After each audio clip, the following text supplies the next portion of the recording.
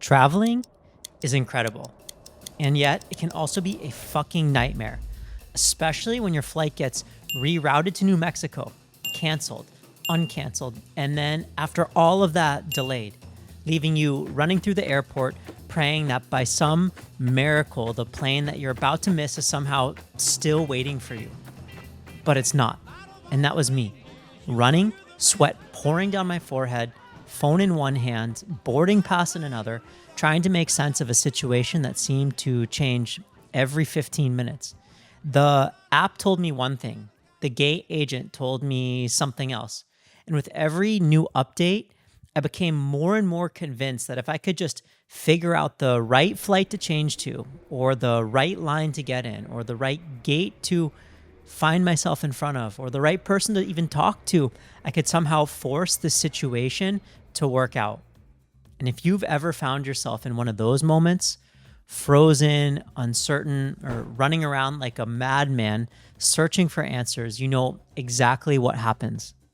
There's one part of you trying to stay calm and another part that starts spiraling out of control. What if I miss my connection? What if I don't get there?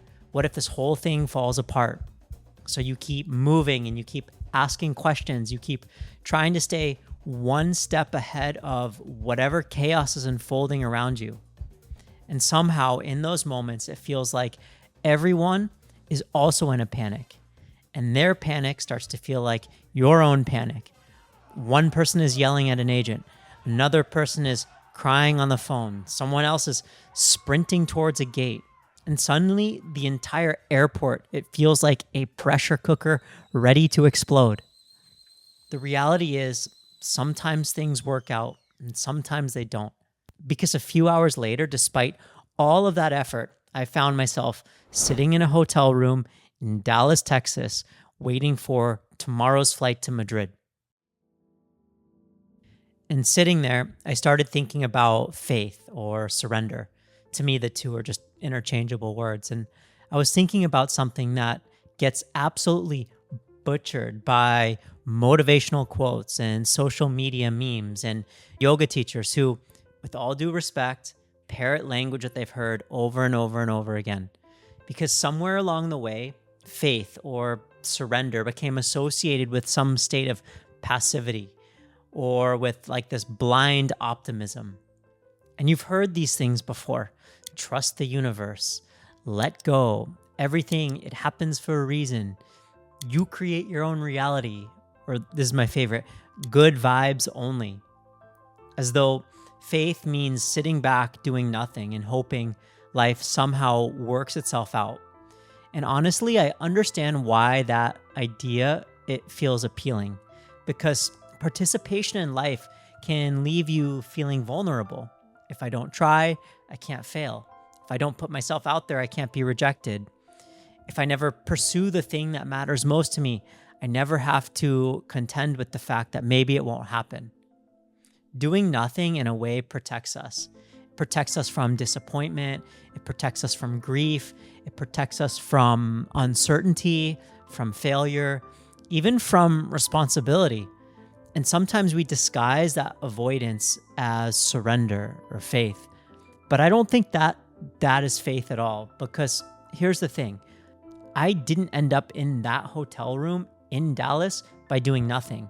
I spent hours trying to solve the problem, talking to agents, researching flights, standing in line, calling customer service countless times, doing everything that I could think to do. And I still didn't get the outcome that I wanted, which reminds me of something important, something I think worth remembering. Faith and surrender isn't what happens instead of action. Faith is what happens after action. After you've done what you can do, after you've exhausted the obvious options, after you've made the calls, sent the emails, reached out for support, and missed the flight anyway. Because this is where people get confused. They think trust means sitting back and letting life happen. It doesn't. That's not trust. That to me is avoidance. Trust is participating fully while accepting that participation doesn't guarantee a result. And that is a much harder thing to do. Because most of us believe that if we make the right choices and if we work hard and if we prepare enough, then life should just cooperate. But life doesn't work that way. And I think this is one of the reasons why a book like the Bhagavad Gita, for example, has endured for thousands of years. By the way, I lead a course on this book, so if you're interested, I'll put a link to it in the description. Because at the center of the story is a man, Arjuna, who doesn't want to participate. Arjuna, he doesn't want to fight in this war. He wants to find some level of certainty. He wants reassurance. He wants another option. And Krishna, who's his teacher, offers him none of those things. Instead, he reminds him that he's responsible for his actions and decisions, but never entitled to decide the outcome of them.